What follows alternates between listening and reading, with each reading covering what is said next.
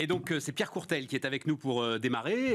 Salut. Bonjour Pierre, Cofondateur. Alors, tu es toi-même cadre dirigeant. Voilà, dans une société qui s'appelle Abivax. Abivax, mais que je connais bien. Et voilà. Je connais bien parce que le patron fondateur d'Abivax, son nom va revenir. Philippe Pouletti. Et voilà, Philippe Pouletti. Philippe Pouletti est venu le premier il y a 10 ans m'expliquer l'économie des biotech, la nécessité d'amener beaucoup d'argent très vite, parce que ça pompe beaucoup de cash, il faut aller vite. Exactement. Ce qui s'est passé au moment du Covid, où on a eu quand même, effectivement, on l'a tous vu sur l'ARN, un truc assez dingue, et ça a été peut-être une sorte de démonstration, je pense qu'on va dire un tube à essai, une sorte de démonstration que oui, quand on met 1 milliard quelque part et qu'on donne toutes les autorisations nécessaires, Ça va vite, exactement.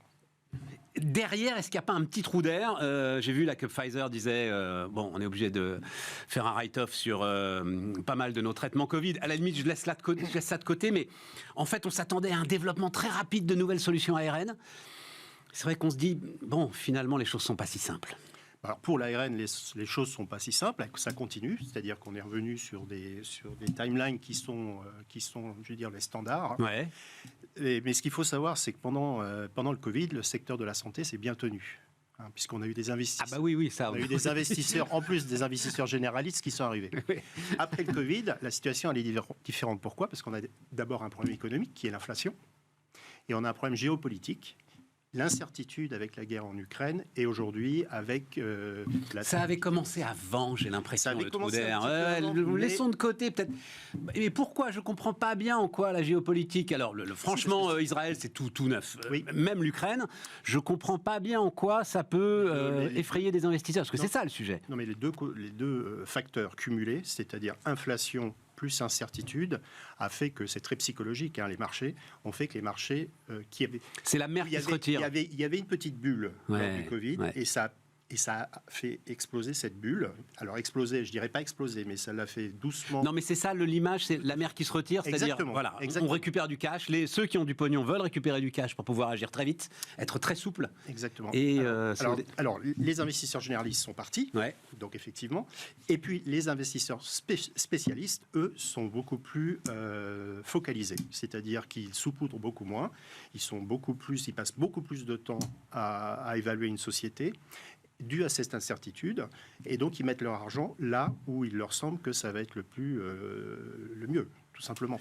On cherche, alors moi c'est ça la question toujours qui est passionnante, c'est on cherche aujourd'hui des rentabilités ou des solutions et des traitements qui sont encore manquants aujourd'hui. C'est pas forcément... Les deux.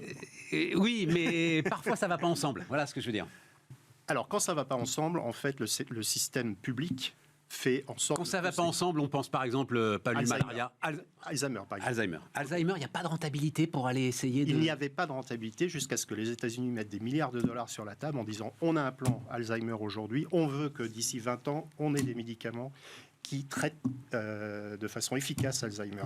Les États-Unis ont fait la même chose avec le plan cancer dans le passé. Pourquoi on a autant de molécules aujourd'hui dans le cancer ? Pourquoi on a autant de médicaments aujourd'hui ? C'est juste parce que les États-Unis, à un certain moment, leur service public a mis des milliards de dollars sur la table et l'Europe a suivi après. Et donc c'est là qu'il y a eu immunothérapie et l'ensemble des techniques nouvelles qui effectivement font avancer. Le secteur public est là pour pallier à ça justement. Ouais. Il est là lorsqu'il y a des problèmes de santé publique et lorsque l'industrie n'y va pas, il est là pour justement pallier à ça et mettre de l'argent dans les tuyaux. Le problème c'est qu'il est ruiné le secteur public. Le secteur en tout cas chez nous. Alors, je crois pas qu'ils soient en meilleure forme aux États-Unis, même s'ils trouvent de l'argent plus facilement. Non, les États-Unis continuent à investir. Alors, ils investissent moins, ça c'est clair, par rapport à 10 ans, mais ils investissent toujours de façon qui, pour nous, pour l'Europe, est conséquente. Et donc, tu dis la priorité du moment, là, pour les Américains, c'est Alzheimer. Oui, ils ont un plan Alzheimer qu'ils ont mis en place, il y a quelques années. Et donc ça veut dire du pognon, ça veut dire aussi, alors ça c'est Philippe qui m'avait expliqué ça, les dispositifs fast-track, c'est ça ? Dispositifs qui permettent de foncer, de faire sauter un certain nombre de garanties. On a aussi ça en Europe, ça existe. Ouais. En Europe, on a ce système aussi, mais c'est vrai qu'aux États-Unis, ça a été utilisé, en particulier pendant le Covid, effectivement, d'aller plus vite. Ce qui veut dire aussi qu'une fois que le produit est sur le marché, c'est pas fini. Il va falloir faire des études supplémentaires pour vraiment démontrer que ce qu'on a raconté lors de ce fast-track est vrai. Attention, c'est pas fini. Bon, ce que tu me dis aussi quand même, parce qu'il faut y venir là, donc le sommet, j'ai pas dit, donc la semaine prochaine, Health Tech Innovation Days, voilà, donc ce sera, oui c'est ça, enfin la semaine prochaine, la semaine pendant laquelle est diffusée cette émission, pardon, qui est enregistrée, voilà, c'est le plus simple de donner les dates, 24 et 25. Ça veut dire que c'est bien l'Amérique qui est le marché directeur, encore, toujours aujourd'hui? L'Amérique reste le marché directeur parce que ils ont une industrie qui est extrêmement performante. Les prix sont élevés, donc ils financent aussi une partie de leur recherche au travers des prix élevés. Et, ça, c'est vrai. Et puis un financement. Si je prends le chiffre, par exemple, de 2022, si je me souviens bien, entre les levées de fonds qui sont IPO et puis Venture Capital aux États-Unis, on se trouvait entre États-Unis plus Europe, on était à 30 milliards d'euros. Et les États-Unis en prenaient 75%. Donc il y a toujours un rapport, en moyenne, un rapport de 1 à 4 entre l'investissement en Europe et l'investissement aux États-Unis. En Europe, c'est quoi les priorités là aujourd'hui? Alors les priorités en Europe. Alors on a des atouts en Europe, attention. Ah mais BioNTech nous a démontré qu'on pouvait être dans la course. Voilà. Alors, tout à fait d'accord. On a un prix Nobel de chimie, on a tout à fait d'accord. On a d'excellents chercheurs, on a d'excellents centres de recherche, le CNRS, l'INSERM, le CEA, Max Planck en Allemagne et autres. Donc on sort des choses. Ensuite, on a d'excellents entrepreneurs qui arrivent et qui sont aidés par les États. En particulier l'État français, si on reste sur la France. On a la BPI qui joue un rôle déterminant au travers de prêts et d'aides financières. On a le gouvernement qui nous aide au niveau du crédit d'impôt recherche. C'est marrant parce que de la jeune entreprise Philippe, innovante. Quand il venait à votre place, il pleurait tout le temps. Il disait tout le temps. Non, mais j'ai pas fini. Il n'y a pas assez d'argent. Ouais, mais j'ai pas fini. J'y arrive. Je me dis, c'est surprenant quand même. J'y arrive. Donc, on arrive à amener la molécule à un certain... ou le device. Oui, molécule device. L'un est aussi important. Je parle de la F-Tech, mais absolument. la F-Tech est quand même beaucoup plus cash incentive que demandeuse. Oui, tout à fait. Donc la molécule est plus cash incentive. On arrive à des levées de 20 millions d'euros, entre 20 et 30 millions pour une phase 2, ça se fait encore. Mais alors là, quand on rentre en phase 3... Qu'est-ce qu'on fait? Parce qu'une phase 3, c'est quoi? C'est, si je prends l'exemple d'Abivax, c'est plus de 200 millions pour une indication dans l'immunologie. 200 millions, lever 200 millions en Europe aujourd'hui, c'est pratiquement impossible. Il faut aller aux États-Unis parce que les capitaux sont là-bas. On n'a pas le choix. Rien n'a changé là-dessus depuis 20 ans. Alors, pour deux raisons. La première raison, c'est que les États-Unis ont une puissance de feu qu'on n'a pas. Ça, c'est clair. Je disais tout à l'heure 25%, 75%.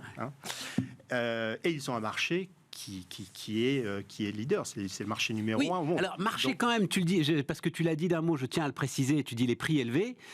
C'est le sujet, c'était le sujet de la précédente présidentielle aux États-Unis, ce sera le sujet de la présidentielle aux États-Unis, ce sujet des prix élevés, même Trump trouve que les prix sont élevés, enfin, ce sujet des prix élevés est un sujet aux États-Unis aujourd'hui. Alors oui, ça durera peut-être moins longtemps que les contributions. Je suis dans l'industrie pharma depuis 25 ans, 25 ans on en parlait déjà. C'est vrai. Avec cette intensité, parce que là quand même il y a une forte intensité. On a toujours dit les prix sont trop, en Europe on a toujours dit les prix sont trop aux États-Unis, ça va baisser un jour. Bon. Il va y avoir, ce que je pense personnellement, c'est qu'il va y avoir un rééquilibrage entre l'industrie, les centres de recherche, enfin l'industrie et la FDA et le gouvernement. Ils vont trouver un autre équilibre. Et d'ailleurs, j'ai été aux États-Unis récemment parce que j'étais invité par une grande société américaine. Eux, bien sûr, ils se battent contre les mesures IRA, mais d'un autre côté, ils s'adaptent très vite. C'est-à-dire qu'ils ont, par exemple, dans cette société, ils ont déjà 15 lawyers, 15 personnes qui s'occupent de ça, qui sont directement en train de discuter. Bon, revenons chez nous. On en revient toujours à cette histoire d'une espèce de Nasdaq européen. C'est-à-dire, il faudrait une sorte de marché européen de l'innovation pour pouvoir lever les montants. Je pense que les États-Unis ont réussi à être leaders dans le domaine de la santé, et d'ailleurs, ils drivent aujourd'hui l'innovation mondiale quelque part, puisque sans j'ai compris. c'est un écosystème. C'est pas c'est pas un truc en particulier. D'accord. Il y a beaucoup. C'est un système extrêmement efficient. Si on prend Boston, par exemple, ils ont su créer à Boston un écosystème qui est extrêmement performant. Dans On tous peut les le faire où, nous? On peut le faire où, nous, l'argent. Pierre? Ce sera notre mot de la fin. On peut le faire où? Eh bien justement, à HTID, quand j'étais avec Marie-Vonne Yance à Boston, on a vu ça, on s'est dit il faut qu'on fasse quelque chose pour rassembler tous les parties prenantes, de la recherche fondamentale jusqu'aux patients dans un grand événement. Et c'est pour ça qu'on a eu cette idée, c'est pour ça aujourd'hui qu'on a la 5e édition des HTID. Ben oui, mais ça fait 2 jours. Hein. C'est pas un cluster. Non, le non, cluster, tu vas le faire Mais où, le le cluster? premier pas, Le toujours premier pas. important. D'accord. Le premier pas, de ramener tout le monde, voilà. Le premier pas vers une réémergence, on va dire ça comme ça, de l'industrie, enfin de l'innovation de santé européenne. Merci Pierre, merci d'être venu nous voir. Merci donc Health Tech Innovation Days, voilà. Merci. À Paris en ce moment. Au revoir.